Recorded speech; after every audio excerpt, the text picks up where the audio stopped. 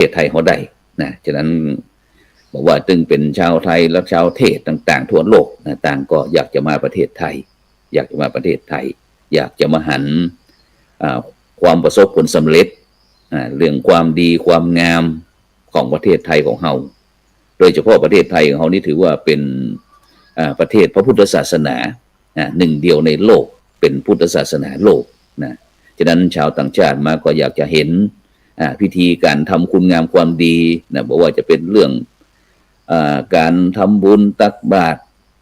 การไหว้พระการสมาทานศีลการเจริญจิตภาวนา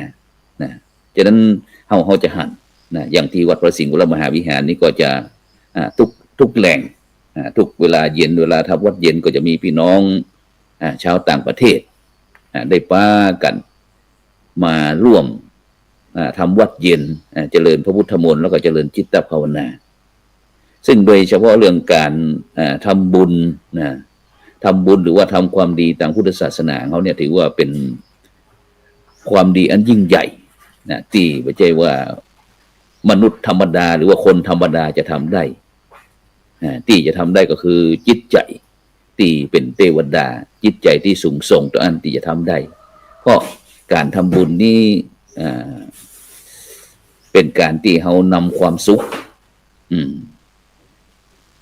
หรือว่าทรัพย์สินเงินทองสิ่งอย่างต่างๆของเขาเนี่ยที่เขามีอยู่เนี่ยเขาไปแบ่งปันทำนุบำรุงพระพุทธศาสนา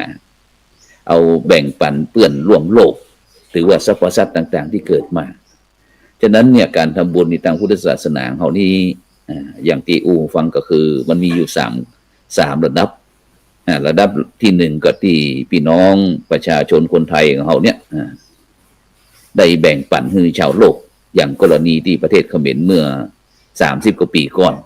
เขมร3 ฝ่ายเฮงสำลินพรพจน์อย่างต่างๆนี่นะเกิดภัยสงครามในต่างประเทศนะประเทศไทยเขาก็ทำบุญอนุเคราะห์สงเคราะห์ช่วยเหลือให้สมัยที่พระครูโสพลเป็นละอ่อนเมื่อชั้นป .4 ป .5 ป .6 นะทุกวันหนังสือพิมพ์ก็จะออกข่าวตั้งประเทศเขมรก็ฮบกันโดนแล้วผลสุดท้ายก็ล้างเผ่าพันธุ์กันตายไปหลายล้านนะประเทศไทยเขาก็ได้รับกำขอร้องจากเจ้าโลกนะให้ช่วยอนุเคราะห์สงเคราะห์พี่น้องเขมรที่หนีภัยสงครามต่างๆนะบอกว่าจะเป็นที่อยู่อาศัยอาหารการกินอย่างต่างๆแม้กระทั่งการรักษาพยาบาลรักษาโรครักษาร่างกายด้วยรักษาจิตใจด้วยนะจะนี้เป็นต้นเมื่อ30 กว่าปีก่อนนะ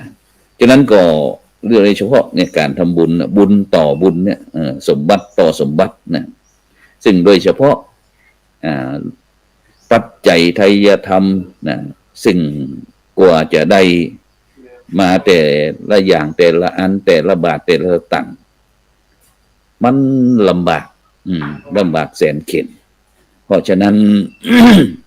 ได้มาแล้วนะก็จะต้องใจให้คุ้มค่าต่อการสร้างบารมีซึ่งก็จะได้เป็นบุญต่อบุญเป็นสมบัติต่อสมบัติแล้วก็ติดตัวเราไปในภพเบื้องหน้าต่อไปเพราะฉะนั้นแต่เจ้านี่ก็เหมือนกันก็ได้นะคืออันโยมป่าผู้ฟังว่าเนี่ยการทำบุญในปัจจุบันเนี่ยอย่างที่พระครูโสพลเดินทางพาลูกเรียนไปห่วงบุญห่วงกุศลต่างๆเนี่ยก็เพื่อที่จะไปสนับสนุนในการทำบุญของพี่น้องชาวพุทธของเราก็ใจไปเพื่อมุ่งหวังที่จะไปเอานั้นเอานี้แต่ไปเอามากันคือเอาเรื่องความสุขซึ่งเราหันพี่น้องเจ้าพุทธของเขากินทานกันได้รักษาศีลกันได้การเจริญจิตภาวนาสมาธิกันเนี่ยเขาก็มีความสุขเขาก็ดีใจเพราะฉะนั้นเนี่ยสิ่งเหล่านี้บรรดาท่านผู้ฟังทั้งหลายนะมันกำลังที่จะที่เขาหันต่างๆนี้กำลังจะห่างหายประเทศไทยเขาเหมือนกันเพราะว่าในประเทศไทยเขาในปัจจุบันเนี่ยบรรดาท่านผู้ฟังทั้งหลายนะมันบอกใครปกติแต่มันบอกใครปกติเพราะว่ามัน เรื่องราวจีปะทะต่างๆนะความจริงประเทศไทยเขานี่เป็นประเทศที่อย่างฟังว่าอันอยากจะทุกคนนะก็อยากจะมาที่ประเทศไทยแต่ อยากจะหันอันรอยยิ้มนะยิ้มสยามอย่างต่างๆเหล่านี้นะแต่ประเทศอันโดยเฉพาะเรื่องวัฒนธรรมจารีตประเพณีของคนไทยเขาแต่ละภาคเนี่ยฝรั่งมั่งค่าชอบบอกว่า Amazing Thailand นะฉะนั้นท่านทั้งหลายนะแต่ในประเทศไทยในปัจจุบันนี้ของเขาก็ได้รับผลกระทบเหมือนกันนะฉะนั้นเราก็บอกว่าจะเป็นเกี่ยวกับเรื่องการปกครองการดำเนินชีวิตของคนไทยของเรานะซึ่งโดยเฉพาะในปัจจุบันในประเทศไทยว่าเรามาถึงจุดนี้ได้จะได้แล้วเขาก็จะมีจุดเปลี่ยนให้ประเทศไทยเขาดีขึ้นได้จะได้ถึงแม้นะว่าเขาจะมีการเปลี่ยนรัฐบาลมาแล้วหลายครั้งเปลี่ยนนายกรัฐมนตรีมาแล้วหลายสิบคนเขามีรัฐธรรมนูญมาแล้ว20 กว่าฉบับนะมีรัฐประหารที่ประสบความสำเร็จห้องบ่ประสบผลสำเร็จห้องนะแต่เขาก็ยังบ่สามารถเปลี่ยนประเทศให้ดีขึ้นจริงๆเพราะอะไรอย่างนะฉะนั้นคนไทยเขาจะต้องกลับมาถามตนเองนะโดยเฉพาะผู้ที่คิดว่าตัวเองมีอำนาจเนี่ยต้องมาพิจารณาคิดถึงอย่างก่อนว่าเพราะอะไรอย่างเขายังบ่เคยเปลี่ยนคนไทยให้เป็นพลเมืองที่มีวินัยมีฮิริมีโอตตัปปะฮิริก็คือความละอายแก่ใจโอตตัปปะก็คือความเก่งกาจและก็มีจิตสาธารณะนะที่ได้ครั้งแล้วครั้งเล่าฮือกับบรรดาพ่อแม่พี่น้องFC ที่ติดตามทาง Facebook ทาง YouTube ทางสถานีวิทยุนะพร้อมถึงทีวีออนไลน์ที่ช่องธรรมะเป็นทีมทีวีออนไลน์ของเฮาได้ฟังนะตลอดนะว่าประเทศไทยเราจบดีถึงแม้คณะสัตยาญาติโยมที่ประเทศอังกฤษนะทางยุโรปเนี่ยพยายามที่อยากจะให้พระครูโสพลปริยัติเนี่ยไปจำพรรษานะที่ประเทศอังกฤษพ่องไปเยี่ยมสัตยาญาติโยมนะแต่รู้สึกว่าพระครูโสพลที่บ่เคยจากประเทศไทยนะเพราะเขาถือว่าประเทศไทยนี้มีความพร้อมสมบูรณ์ทุกสิ่งทุกอย่างจึงให้เขาไปอยู่ประเทศอื่นเขาถึงบอกไปนะเขาอยู่ประเทศไทยแต่ถ้าไปไปทัศนศึกษาไปท่องเที่ยวไปเรียนรู้ศิลปะวัฒนธรรมต่างๆอย่างนี้ก็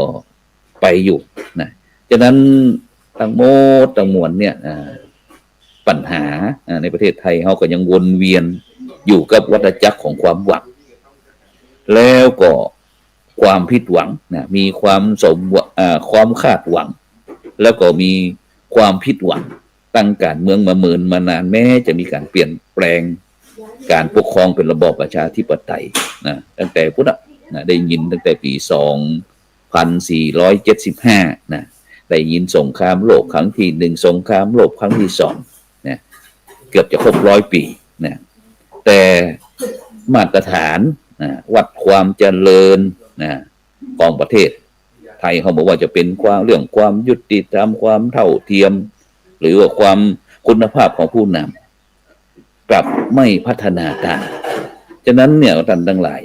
มีคำถามสำคัญที่เขาต้องกล้าถามก็คือเรากำลังพยายามแก้ไขโครงสร้างของประเทศโดยไม่เคยเปลี่ยนเนื้อในของพลเมืองเลยหรือไม่หัวใจของปัญหาก็คือวัฒนธรรมคนไทยเนี่ยมันบ่ใครเอื้อนะมันบ่ใครเอื้อเพราะว่าเฮามีกฎหมายนะแต่เฮาบ่ได้เคารพกฎหมายเฮามีค่านิยมสังคมชอบเอาตัวรอดโดยเฉพาะอย่างที่ในปัจจุบันนี้บอกว่าจะเป็นเรื่องสถานศึกษาชุมชนหมู่บ้านต่างๆประชาชนต่างๆก็ว่าใครนิยมที่จะนำลูกหลานไปเรียนโรงเรียนที่ตั้งรัฐเขาจัดการแต่ถ้าเป็นเอกชนจะแปลงขนาดไหนก็ยังปากันเข้าไปส่งลูกเรียนนะถึงแม้จะต้องหาเงินหาทองที่จะต้องกล้าใช้จ่ายที่สูงนะแต่ ประชาชนก็บ่เคยกว่าฉะนั้นเนี่ยบรรดาท่านผู้ฟังทั้งหลายสิ่งที่เฮาขาดซึ่งเป็นหลักฐานสำคัญก็คือวัฒนธรรมพลเมืองนะบ่ใช่ความรู้ทางการเมืองแต่คือจิตสำนึกของคนคนธรรมดาทุกคนที่พร้อมนะที่จะทำทุกสิ่งถูกต้องแม้ไม่มีใครเห็นและพร้อมที่จะเสียสละนะเพื่อส่วนรวมแม้ไม่มีผลตอบแทนอย่างที่โดยเฉพาะอย่างพระสงฆ์องค์เจ้าเนี่ยพร้อมตึงจิตอาสาต่างๆในชุมชนในหมู่บ้านในจังหวัดในภูมิภาคอย่างต่างๆเนี่ยที่ป้ากันทำแม้แต่กรรมที่จะชมกรรมที่จะยกย่องก็บอกเคยมีแต่บุคคลเหล่านี้ก็ยังทำนะบอกว่าจะเป็นโครงการนั้นโครงการนี้ฉะนั้นเนี่ยบรรดาพ่อแม่พี่น้องท่านผู้ฟังทั้งหลายนะสิ่งตัวเนี้ยโดยเฉพาะเขาถือว่าประเทศไทยเขาเนี่ยเป็นนับถือพระพุทธศาสนาเป็นประเทศที่มีศาสนาประจำพระพุทธศาสนาเป็นศาสนาประจำชาติเนี่ยฉะนั้นเขาจำเป็นที่จะต้องนำหลักธรรมในทางพุทธศาสนาเนี่ยมาใจพี่น้องประชาชนคนไทยก็จะต้องนำไปประพฤติปฏิบัติโดยเฉพาะฮิริความละอายแก่ใจโอตตัปปะก็คือความเก่งกลัวต่อการทำบาปการทำความผิดแม้ไม่มีใครจับได้นะแล้วก็วินัยนะความรับผิดชอบทั้งต่อตนเองและสังคมไม่ทำตามใจตนโดยละเลยต่อผลกระทบนะนี่เรียกวินัยนะแล้วก็จิตสาธารณะความเต็มใจนะตะกี้นี้ได้ยินตั้งผู้ใหญ่หมู่บ้านเขาเนี่ยได้ประกาศพี่น้องประชาชนบอกว่าวันพุธนี้ที่วัดบ้านปงตำบลตาผาหมอกอำเภอรองจังหวัดแพร่จะมีประเพณีตันป่วยสลากเด้อนะฉะนั้นพี่น้องประชาชนชาวบ้านท่านใดที่อยากจะมาร่วมทำบุญสุนทานแล้วก็วันพุธนี้จะไปร่วมเป็นตัวแทนเจ้าภาพศรัทธาวัดอินทปัญญารามก็ไปกันนะประชาชนก็ออกมากันร่วมบริจาคอย่างนี้เป็นต้นฉะนั้นเนี่ยเราสิ่งเหล่านี้บรรดาท่านผู้ฟังทั้งหลายมันหายากอย่างประเทศอื่นนี่นะแต่มีในประเทศไทยเนาะซึ่งถ้าหากคนไทยส่วนใหญ่เขามีถึง3สิ่งเนี่ยนะบอกก็คือเรื่องการมีฮิริความละอายแก่ใจโอตตัปปะความเก่งกลัวต่อบาปนะแล้วก็วินัยคือความรับผิดชอบต่อตนเองและสังคมไม่ทำตามใจตนโดยละเลยผลกระทบแล้วก็จิตสาธารณะความเต็มใจที่จะร่วมมือช่วยเหลือเสียสละเพื่อส่วนรวมเนี่ยถ้าเขามี3อย่างนี้แล้วเขาบ่ต้องเปิ่งกฎหมายที่สลับซับซ้อนหรือว่าผู้นำด้วยแข็งกร้าวนะแต่ประเทศไทยเขาจะได้เปลี่ยนด้วยพลังของพลเมืองอย่างแท้จริงฉะนั้นเนี่ยบรรดาท่านผู้ฟังทั้งหลายนะถึงเวลาหรือยังถามก่อนถามก่อนถามผู้ที่คิดว่าตัวเองมีอำนาจก่อนว่าถึงเวลาหรือยังถึงเวลาที่เขาจะมาใส่ใจเรื่องการปลูกฝังบ่ใจกล่าวอ้างแต่ปฏิรูปเขาจะต้องเริ่มต้นจากโรงเรียนครอบครัววัดแล้วก็ชุมชนบ่ใจแค่จากรัฐสภาหรือว่ากระทรวงใหญ่ๆจะต้องให้เยาวชนหรือเด็กละอ่อนคนไทยเขาเนี่ยได้เรียนรู้ว่าการเป็นพลเมืองที่ดีนะบ่ใจแต่เรียนแต่ตามความรู้ต้อง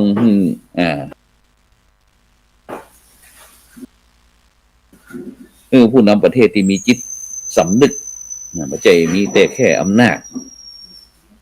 และต้องให้ประชาชนรู้สึกว่าประเทศไทยนี่เป็นของเฮาบ่ใจเป็นของคนใดคนหนึ่งประเทศบ่จำเป็นจะต้องเหมือนประเทศบอกว่าจะเป็นญี่ปุ่นเยอรมันประเทศอังกฤษสิงคโปร์จีนเกาหลีแต่เฮาต้องเป็นตัวของตัวเราเองตัวของเฮาเองก็คือตัวเองที่มีคุณธรรมถ้าเฮามีพลเมืองดีนะมีพลเมืองที่มีคุณภาพมีพลเมืองเรื่องการศึกษาเฮาก็จะมีนักการเมืองที่ดีมีข้าราชการที่ดีที่ซื่อตรงและก็มีชาตินะที่มีความมั่นคงด้วยบ่ต้องมีการปฏิวัติอย่างกันเลยนะฉะนั้นเนี่ยเราจะต้องเปลี่ยนประเทศเริ่มได้จากการเปลี่ยนจากตัวของเราเอง เปลี่ยนวัฒนธรรมพลเมืองเริ่มได้ตั้งแต่วันนี้นะวัฒนธรรมพลเมืองเนี่ยบรรดาท่านผู้ฟังทั้งหลายไม่ใช่ความดีความงามเชิงศีลธรรมส่วนบุคคลแต่หมายถึงระบบพฤติกรรมความเชื่อและก็โครงสร้างที่ทำให้คนธรรมดาได้ตระหนักได้นึกคิดว่าถึงว่าตนเองว่าเป็นเจ้าของประเทศแล้วพร้อมที่จะรับผิดชอบสังคมร่วมกัน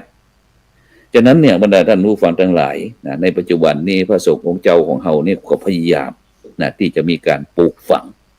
วัฒนธรรมพลเมืองที่จะต้องทำตั้งในทุกระดับบอกว่าจะเป็นในระดับชุมชนหมู่บ้านตำบลอำเภอจังหวัดประเทศโดยเฉพาะบอกว่าจะเป็นเรื่องโครงการหมู่บ้านรักษาศีลห้านะโครงการหมู่บ้านรักษาศีลห้านะ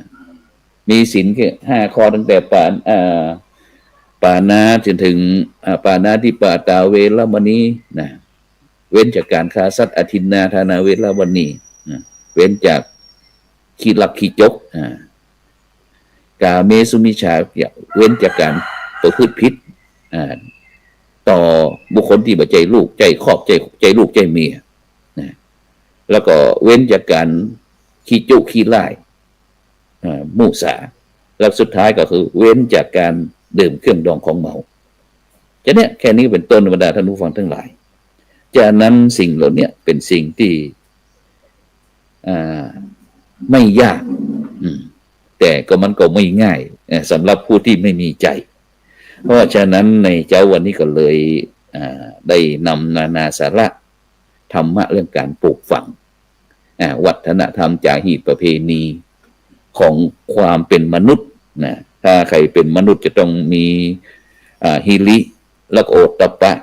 ฮิริก็คือความละอายแก่ใจโอตตัปปะก็คือความเก่งตัวนะฉะนั้นการปลูกฝังวัฒนธรรมพลเมืองเฮาที่จะต้องทำก็คือจิตใจก็คือฮิริโอตตัปปะ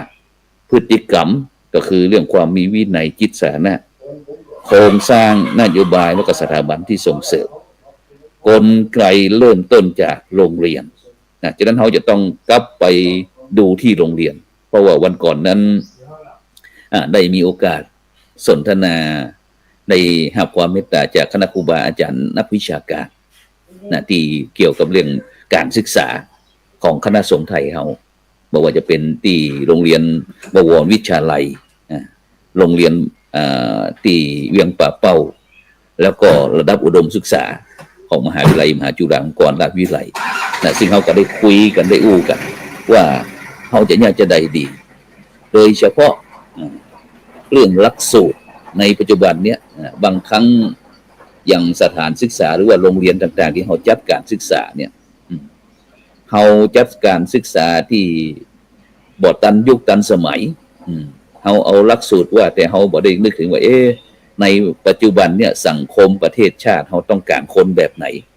ต้องการบุคลากรอย่างไรนะเขาถึงจะ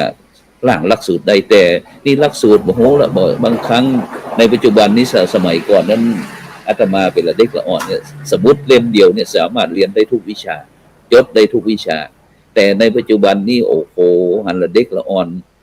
สะพายกระเป๋าปัดท่อหลังออกแอนไว้นะมีแต่หนังสือตำรับตำรากู้มือต่างๆแต่มีข้อแม้ว่าแต่คุณภาพนะมันบ่ตรงตามความต้องการที่หรือว่ามาตรงปัญหาสิ่งแวดล้อมที่เกิดขึ้นในปัจจุบันเพราะฉะนั้นโครงสร้างหลักสูตรในการสร้างบุคลากรของชาติเขาเนี่ยจำเป็นที่จะต้องมีการพัฒนาเร่งด่วนนะโครงการฮิริโอตตัปปะในห้องเรียนการประเมินจิตสาธารณะผู้ที่จะเข้ารับราชการข้าราชการในปัจจุบันเนี่ยบรรดาท่านผู้ฟังทั้งหลายยังบ่กี่วันเป็นข่าวเกี่ยวก้าวเนี่ย